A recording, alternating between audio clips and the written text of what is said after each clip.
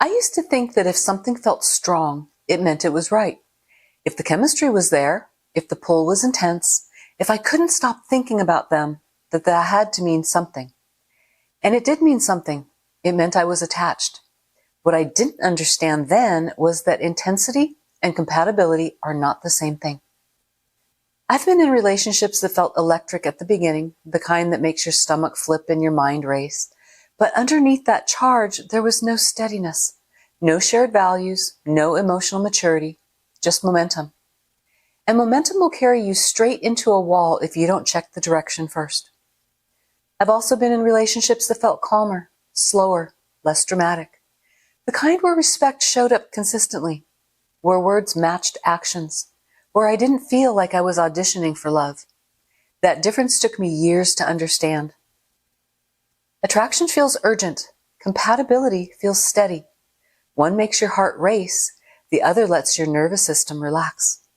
And if you don't know the difference, you'll keep choosing the rush and wondering why it keeps cutting you off at the knees. Attraction is powerful. Connection feels meaningful. Chemistry can feel like everything. But none of those things tell you whether a relationship will actually work.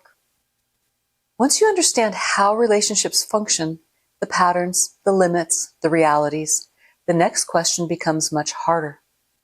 Knowing all of that, how do you choose well? This video is about that part. How to choose without rushing. How to tell compatibility from attraction alone. How to avoid trading loneliness now for regret later. Adulting in relationships isn't about avoiding pain at all costs. It's about choosing in ways that protect your future self.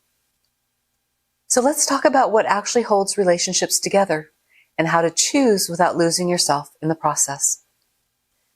Number 1, attraction and intensity are not compatibility. Attraction is powerful. Intensity feels meaningful. Chemistry feels like connection. But none of those things tell you whether two people are compatible, which is the basis of a steady relationship. Compatibility shows up in values, communication, habits, emotional maturity, and how someone behaves when things aren't easy. Attraction pulls you in. Compatibility determines whether things work once you're there. Attraction is the spark. Compatibility is the day-to-day reality. The conversations, the routines, the disagreements, the boring Tuesday nights. Attraction matters. Chemistry matters. But they aren't enough to build something solid. You're not just choosing how someone looks or how they make you feel in the beginning. You're choosing who they are as a person that you will be spending a lot of your time with, talking with, making plans with. That means their habits, their values, how they handle stress, how they treat people when nothing is in it for them, how they live day to day. You have to actually like the whole person, not just the way that they make you feel or the idea of being with them, not just who they are when things are exciting, but who they are when life is inconvenient, stressful, or unglamorous, because that's most of life. It's also easy to confuse compatibility with comfort.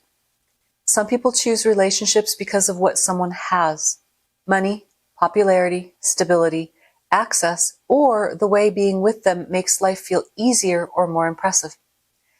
But when you choose someone for what they provide instead of who they are, the relationship becomes transactional instead of mutual. You end up staying because leaving would mean giving up convenience, security, or being seen a certain way, not because the relationship actually works. Over time, that creates frustration, resentment, and a quiet sense that something is missing. Compatibility isn't about what someone gives you. It's about who they are and whether you can build a life with that person, not just benefit from being near them. Relationships built on access instead of compatibility almost always come with a hidden cost. The cost usually shows up later as resentment or the quiet realization that you built a life that looks good but doesn't feel good. This is why actions matter more than words, because what builds trust over time isn't what someone says, it's what they consistently do. Number 2, love is a pattern of actions, not a feeling or a word. Words like love, honesty, loyalty, and commitment only mean something when they're backed by behavior. Someone can say all the right things and still act in ways that hurt, confuse, or destabilize you. Actions don't just reveal how someone feels, they reveal who they are. How they show up consistently matters more than how intensely things feel in the beginning. Love that only exists in words eventually creates confusion and instability. When actions and words don't match, believe the actions, because actions are what you live with. Words are just promises, and promises without follow-through don't create safety. They tell you what the relationship will actually feel like over time because love shows up consistently, in respect, in accountability, in how someone treats you when no one is watching. Paying attention to actions protects you from getting attached to stories instead of reality. This isn't about distrust, it's about alignment. Real love doesn't require you to constantly explain away inconsistencies. It's about being honest with yourself, especially if you feel things changing. And sometimes things do change, even when no one did anything wrong.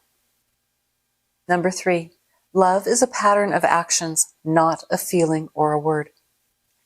Not every relationship is meant to last forever. Some exist for a season, a lesson, or a stage of life. And sometimes relationships end even when no one did anything wrong. That doesn't mean the connection wasn't real. It means it did what it came to do. Letting go is often harder than staying, even when staying hurts. Familiar discomfort can feel safer than uncertainty. That's why people stay. Not because they're happy, but because at least they know what to expect. Predictable pain can feel safer than unfamiliar peace. But holding on to something that no longer fits usually costs more than leaving. It costs energy, clarity, and your ability to move forward. Growth sometimes means recognizing when something has run its course. Sometimes staying past the point of sustainability doesn't prove love. It quietly turns love into harm. Not because you didn't care, but because the relationship has changed in ways that no amount of effort can fix. That recognition isn't failure. It's maturity.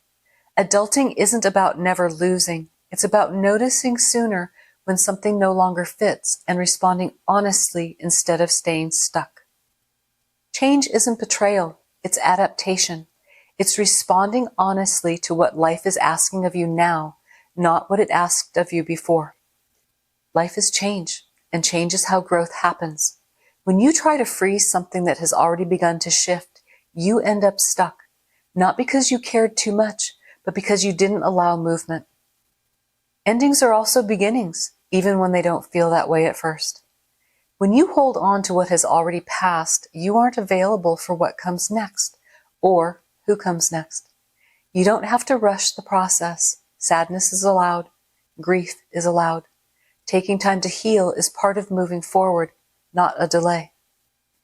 Wanting closure or answers is natural, but it doesn't always bring peace. Often, acceptance does. Acceptance doesn't mean pretending you're okay. It means allowing life to keep moving instead of anchoring yourself in the past. Endings aren't proof that you failed. They're proof that you noticed something no longer fits, and that you trusted yourself enough to let life continue unfolding. This matters even more when loneliness enters the picture. Number 4, choosing compatibility over loneliness. Loneliness can create a feeling of, I'm never going to find my person, and that feeling often turns into urgency. Urgency makes it harder to see the whole picture clearly, harder to remember that this is a season, not a life sentence. Loneliness doesn't mean something is wrong with you. It means you're human.